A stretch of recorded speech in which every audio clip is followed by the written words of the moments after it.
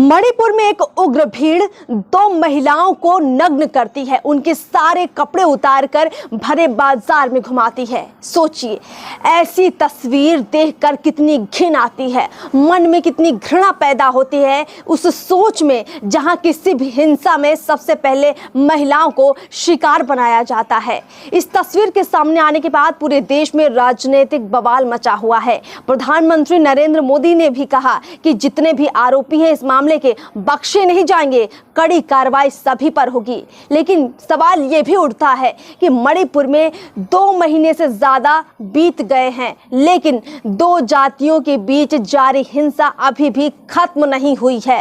किसी भी हिंसा में महिलाओं को शिकार बनाने की घटना सिर्फ मणिपुर में नहीं हुई है, ऐसी घटनाएं देश के कई हिस्सों से सामने आती हैं। ऐसी ही एक भयावह तस्वीर बिहार में दिखी थी 2018 में। जी हाँ, पूरी घटना की जानकारी आपको देते हैं और साथ ही साथ हम ये उम्मीद करते हैं कि पूरा वीडियो आप अंत तक देखेंगे। नमस्कार, मैं अर्पिता और आप देख रहे हैं पीओ भारत। बिहार में महिला को निवस्त्र कर घुमाने की ये घटना अगस्त 2018 की है। भोजपुर के बिहिया बाजार में दिन के उजाले में सैकड़ों लोगों की भीड़ ने एक महिला को शक के आधार पर पकड़ लिया, फिर नंगा कर सड़क पर घुमाया। रेलवे ट्रैक के पास एक युवा विमलेश का शव मिलने के बाद ये भीड़ नाराज हुई थी और ये भीड़ जमकर उत्पात मचा रही थी। बिहिया की कई दुकानों और वाहनों में उस वक्त आग लगा दी गई थी। इतना करने के बाद भी जब ये आक्रोशित भीड़, वो ग्रामीण, इससे संतुष्ट नहीं हुए तो हत्या के आरोप में रेड लाइट एरिया की एक महिला को सरेआम पीटा, फिर उसके सारे कपड़े फाड़ डाले।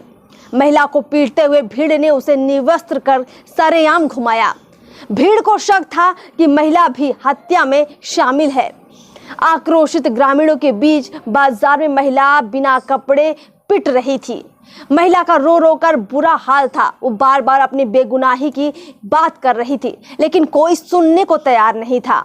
भीड़ ने मौके पर पहुंची पुलिस पर भी पथराव किया था। वहां पर स्थिति को नियंत्रण करने के लिए पुलिस को करीब 10 राउंड हवाई फायरिंग भी करनी पड़ी थी। इस वीडियो के सामने आने के बाद भारी बवाल मचा था। सीएम नीतीश कुमार के सुशासन पर सवाल खड़े हुए थे। तब बीजेपी भी नीतीश सरकार में शामिल थी। महिला को निवस्त्र कर घुमाने को लेकर राजद जदयू नेताओं में जमकर राजनीतिक बयानबाजी भी हुई थी। भारी बवाल के बाद बिहिया थाना क्षेत्र के जमुआ गांव में युवक की हत्या के बाद महिला को निवस्त्र कर घुमाने के मामले में पुलिस ने बड़ी कार्रवाई की थी। हैरानी की बात यह है कि इस मामले में एक बड़े नेता को भी गिरफ्तार किया गया था। पुलिस ने बिहिया के रहने वाले राजद नेता कौशल यादव सहित 15 लोगों को इस मामले में गिरफ्तार किया था। सोचिए, राजद के नेताओं को गिरफ्तार किया गया था इस मामले में।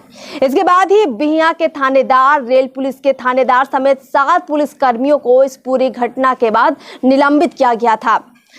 महिला को निवस्त्र घुमाने और उसकी पिटाई के मामले में सभी आरोपियों को निचली अदालत ने नवंबर 2018 में ही सजा सुना दी थी। इससे पहले 28 नवंबर को कोर्ट ने सभी दोषियों को करार देते हुए सजा पर फैसला सुरक्षित रख लिया था। इस मामले में 20 लोगों को आरोपी बनाया गया था। कोर्ट ने मामले के 20 आरोपियों को सजा सुनाई, जिसमें 5 आरोपियों को 7-7 साल की सजा सुनाई गई थी। साथ ही 10-10 हजार रुपए का जुर्माना लगाया गया था। वहीं बाकी 15 आरोपियों को कोर्ट ने 2-2 साल की सजा सुनाई और 2-2 हजार रुपए का जुर्माना लगाया गया था। आरा सिविल कोर्ट के एडीजी 1 की अदालत ने इस सजा का ऐलान किया था। इस मामले में तो आरोपियों को, दोषियों को कड़ी सजा मिल गई, लेकिन जो घटना मणिपुर में हुई है, अब इंतजार है देश के लोगों का कि उनके आरोपियों को भी, उनके दोषियों को भी कड़ी से कड़ी सजा दी जाए, जो महिला को इस तरह से भरी बाजार में नग्न कर घुमाने की हिमाकत कर पाए। प्रधानमंत्री नरेंद्र मोदी कह तो रहे हैं कि उन पर कड़ी कार्रवाई की जाएगी, लेकिन सवाल उठता है कब। देश के लोग इंतजार कर रहे हैं। विपक्ष इस पर खूब शोर शराबा कर रहा है, लेकिन ये वक्त सोचने का है कि वाकई में क्या इस पर राजनीति की जानी चाहिए। क्यों ना मणिपुर में जो हिंसा जारी है उसे शांत करने का सभी को मिलकर प्रयास करना चाहिए। राजनीति एक तरफ होनी चाहिए, लेकिन असल मुद्दा है मणिपुर में शांति का, महिलाओं की सुरक्षा का, उस पर गौर करने की ज़रूरत है और सरकार की भी कहीं ना कहीं जवाबदेही बनती तो है। इस खास खबर में इतना ही। चैनल को सब्सक्राइब कीजिए, फेसबुक पेज को फॉलो ज़रूर कीजिए। नमस्कार।